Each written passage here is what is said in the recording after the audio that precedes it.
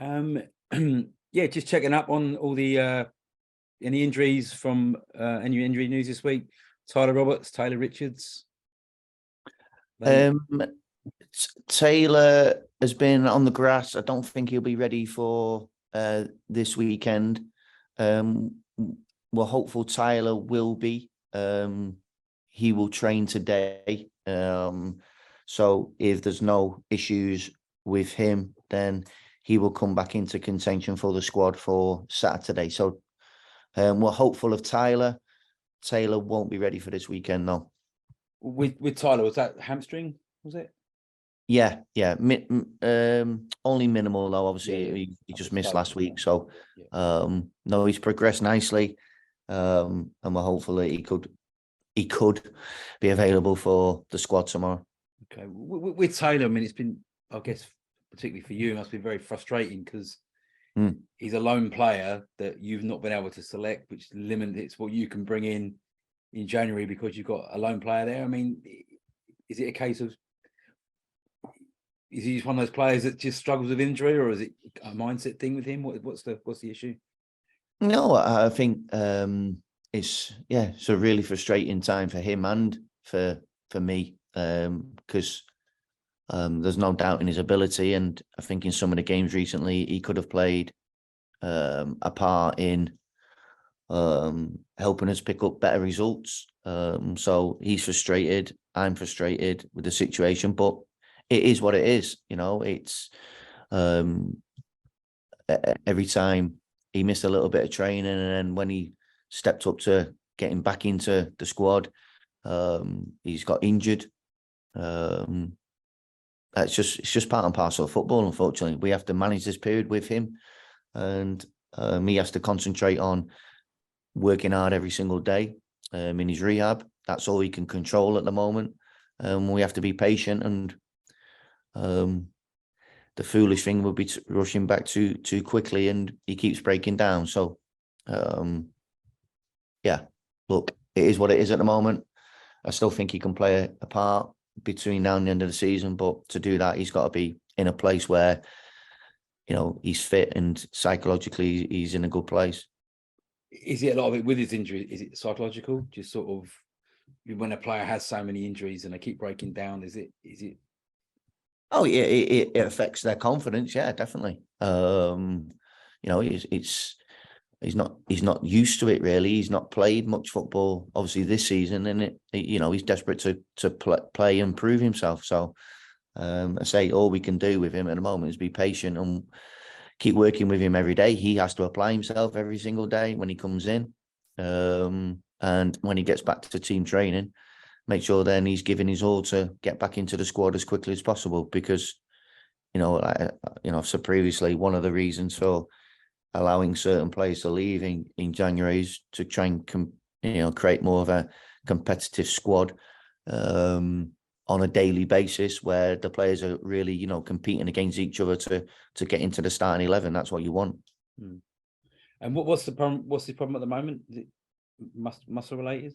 Yeah, not again, nothing serious. It was just something last week in training after him having a few days off, which was that was personal, as I'm sure you're aware. And then when we came back, you tried to get him up to speed, and he just felt something. But I say he's on the grass, he's out running, so I wouldn't expect him to be too far away from joining in training again.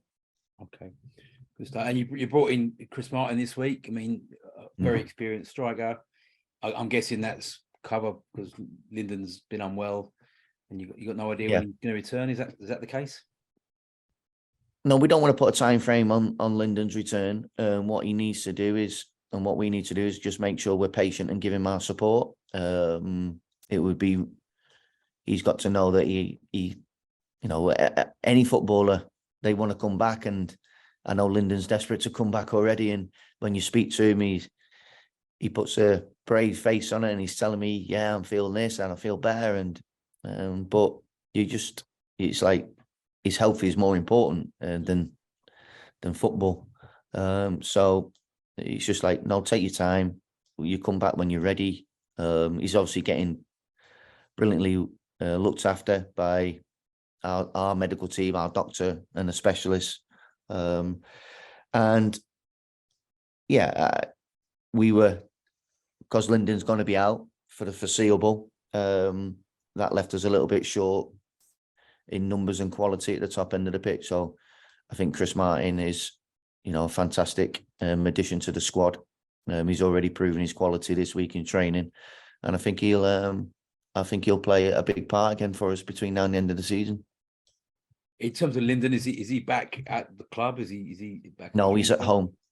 No, Lyndon's at home, resting with his family. Just seeing how he goes on a daily basis at the moment. Good stuff.